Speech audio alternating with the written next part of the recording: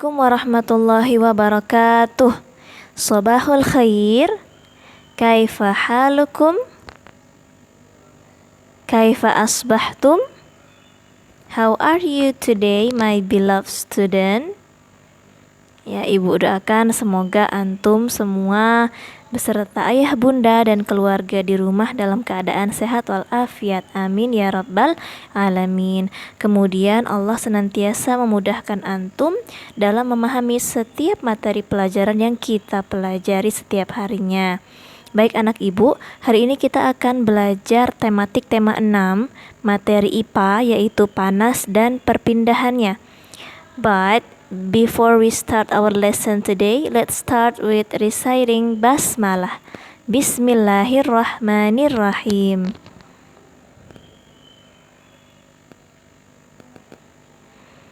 Baik anak ibu, sebelum kita masuk ke pembahasan materi IPA-nya mengenai panas dan perpindahannya, pernahkah antum memperhatikan Quran Surah Yasin ayat 80 beserta artinya? Mari kita perhatikan apa isi dari ayat tersebut. Ayat tersebut berbunyi, Alladzi ja'ala lakum minasyajaril akhdari nara fa idza antum minhu tuqidun. Yang artinya, yaitu Allah yang menjadikan api untukmu dari kayu yang hijau, maka seketika itu kamu nyalakan api dari kayu itu. Nah, anak ibu, seperti yang kita ketahui, kita dapat menghasilkan atau menghidupkan api dari sebuah kayu. Dan ternyata ribuan tahun yang lalu sebelum kita lahir, hal tersebut sudah tercantum di dalam Al-Quran, bahwa dikatakan kita dapat menjadikan api dari sebuah kayu. Masya Allah, luar biasa sekali. Memang benar-benar Al-Quran tersebut berisi firman Allah yang memang nyata terjadi di kehidupan kita sehari-hari. Maka dari itu, tingkatkanlah syukur kita kepada Allah, karena semua yang terjadi, semua yang kita pelajari, insya Allah semuanya dapat berkaitan dengan keyakinan kita, dapat berkaitan dengan apa yang tercantum di dalam Al-Quran, insya Allah. Kemudian tujuan dari pembelajaran kita hari ini adalah yang pertama, diharapkan setelah pembelajaran ini antum mengetahui sumber energi panas dan pemanfaatannya. Kemudian yang kedua, antum dapat mengetahui tentang suhu dan kalor. Yang ketiga, antum dapat mengetahui pengaruh suhu terhadap benda. Materi yang pertama mengenai sumber energi panas dapat antum lihat di buku tema 6 antum halaman 3. Boleh sambil dibuka bukunya halaman 3.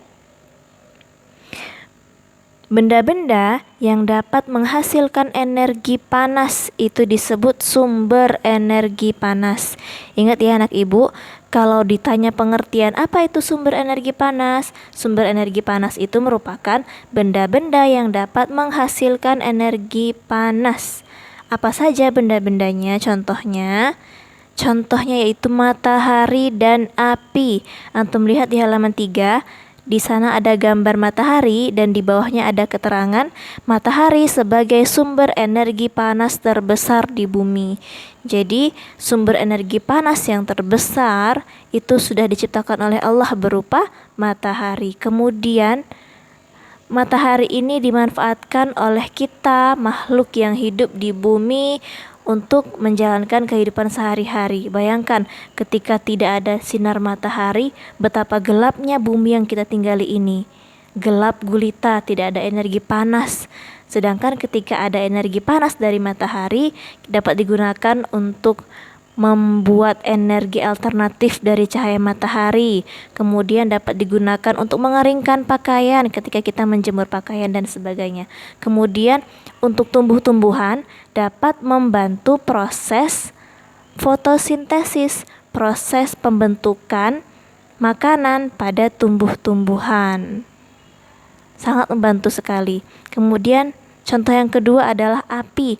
Seperti yang antum ketahui bersama, api ini juga sering kita manfaatkan dalam kehidupan sehari-hari. Seperti api dari kayu bakar, misalkan ketika berkemah atau ketika bunda memasak, tentu menggunakan api kompor. Dan itu merupakan sumber energi panas yang kita gunakan dalam kehidupan sehari-hari. Selanjutnya, perbedaan suhu dan kalor. Materi ini dapat antum lihat di buku antum halaman 10, tema 6 halaman 10.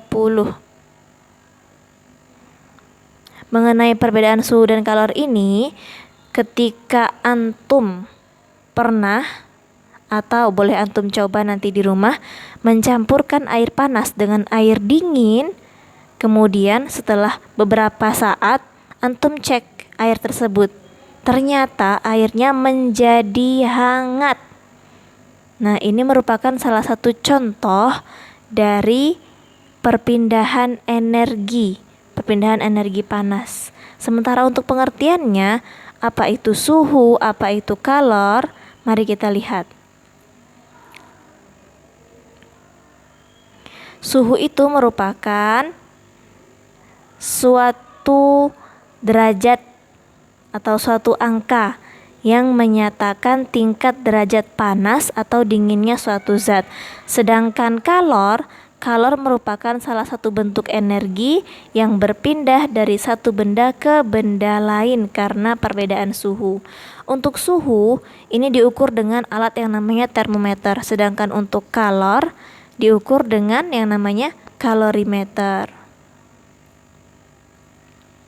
Nah, ini yang tadi, peristiwa dari air panas dicampur dengan air dingin kemudian menjadi air hangat. Peristiwa itu menunjukkan bahwa air panas mengalami penurunan suhu.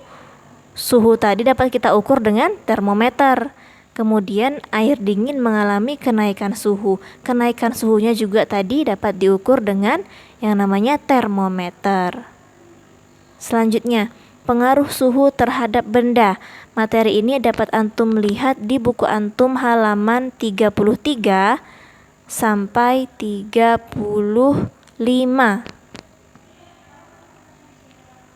Suhu tinggi maupun rendah akan berpengaruh terhadap perubahan benda, baik ukurannya, besar kecilnya, ukuran bentuk maupun wujudnya, cair, padat, gas, dan sebagainya.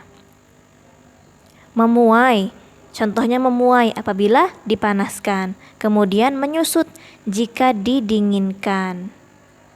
Contohnya apa saja dalam kehidupan sehari-hari? Yang pertama adalah, pernahkah antum melihat pemasangan kaca jendela di rumah antum?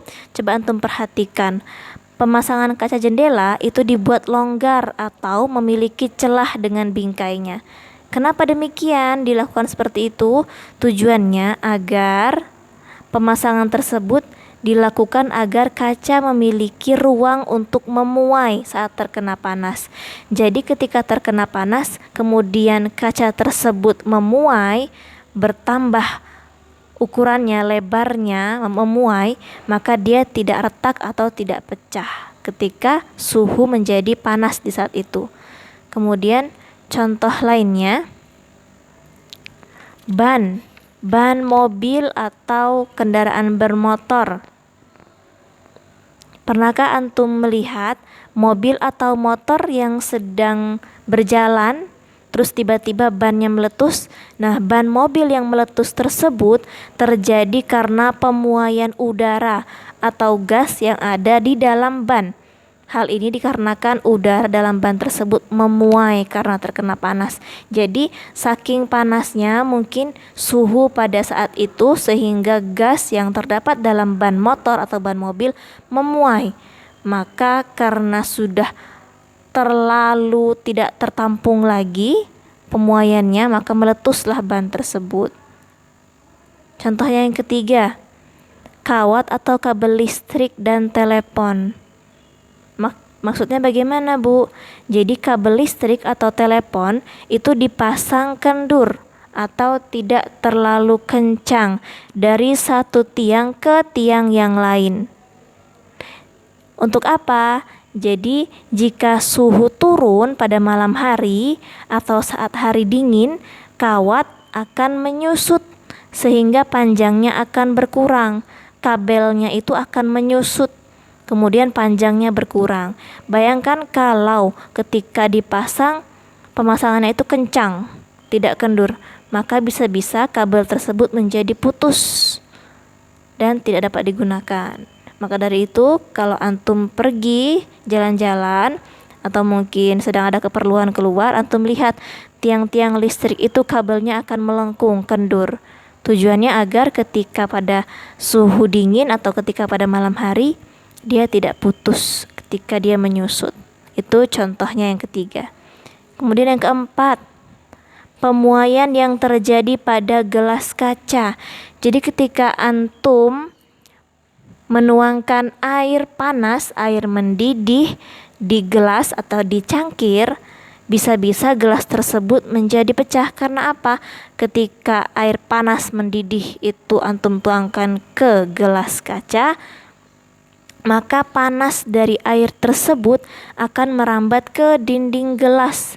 Pertama, merambat ke dinding gelas yang bagian dalam terlebih dahulu, baru perlahan-lahan merambat ke dinding gelas yang bagian luar.